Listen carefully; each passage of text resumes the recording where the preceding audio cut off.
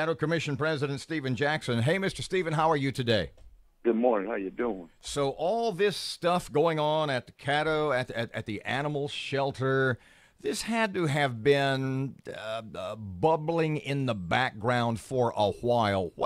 How long have there been rumors? Who's pressuring who to resign? Who's talking to Dr. Wilson?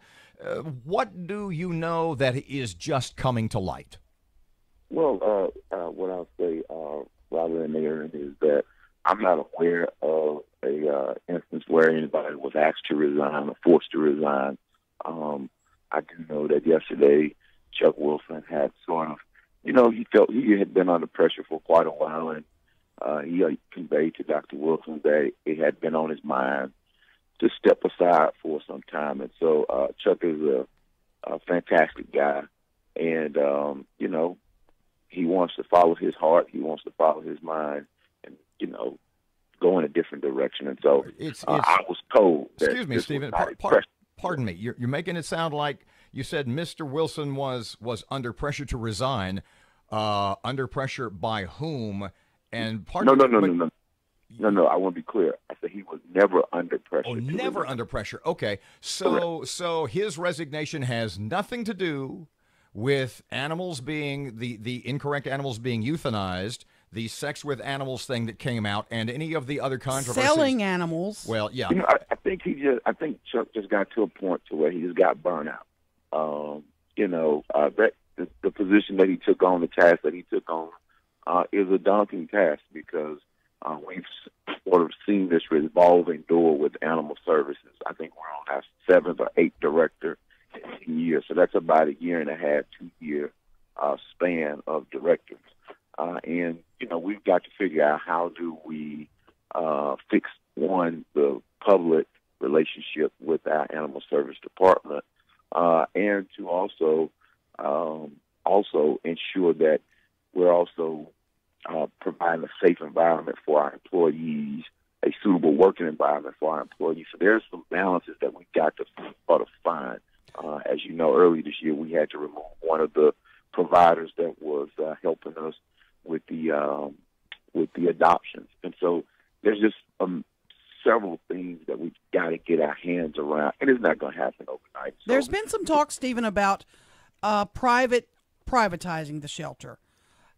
Right. Is that a viable option in your view, and do you think that could happen, and could it save money? Well, let me address the saving money part first.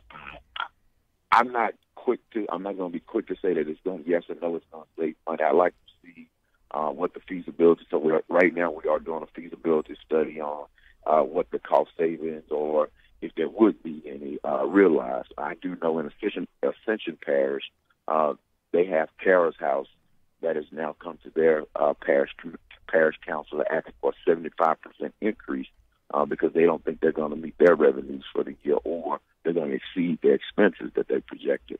So the cost piece, we have to see.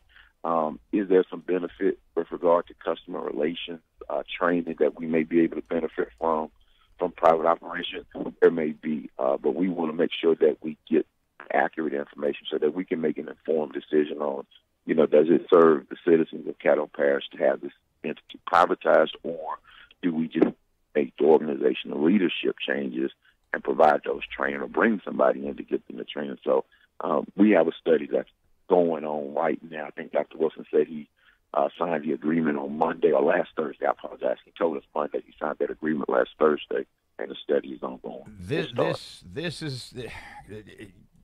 is going to sound like a terrible question, so I kind of go ahead. No, okay. You just said about, we need at the animal shelter, they need better training. How much training do you have to know you don't sell somebody else's dog or have sex with the animals? Well, and I said there could be a need for training. We're just a microcosm of society, so things happen. Nobody's perfect in this world. So this is an opportunity for us to sit back and say, or not sit back, but take a step back and say, look, we've got some issues going on, and we cannot hide, we cannot run from them. Let's face these issues head on. Let's look at what we need to do. Do we need more customer service training? Do we need more ethics training? Because at the end end of the day, individuals are going to be who they are. We will take the appropriate, or Dr. Wilson will take the appropriate corrective actions if something illegal or unethical happens, and I believe those individuals have been dismissed. Who's with the sex with the animals. I'm not sure about this latest case, what the personnel, they do have a right to due process. And so they'll go through probably a disciplinary hearing, or I do know HR is looking into it. But right now we want to give that employee the due process that they deserve, because we don't know whether this was an accident or whether this was intentional. And so there's a process that has to play out. We don't want to just rush to judgment.